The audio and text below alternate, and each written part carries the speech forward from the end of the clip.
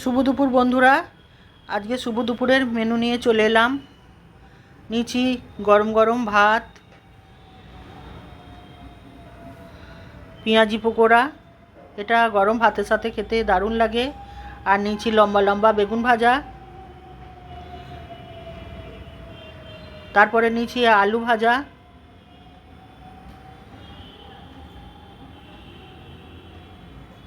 করলা ভাজা,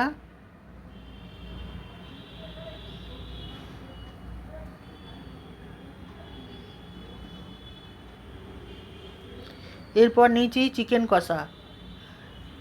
একদম চিকেনটাকে কষা কষা লাল লাল করেছি, দেখো কালারটা কত সুন্দর হয়েছে।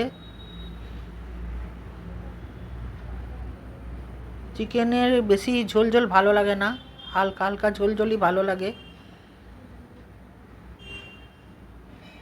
তো কেমন হয়েছে আজকে আমাদের দুপুরের মেনু, কমেন্টস করে জানিও।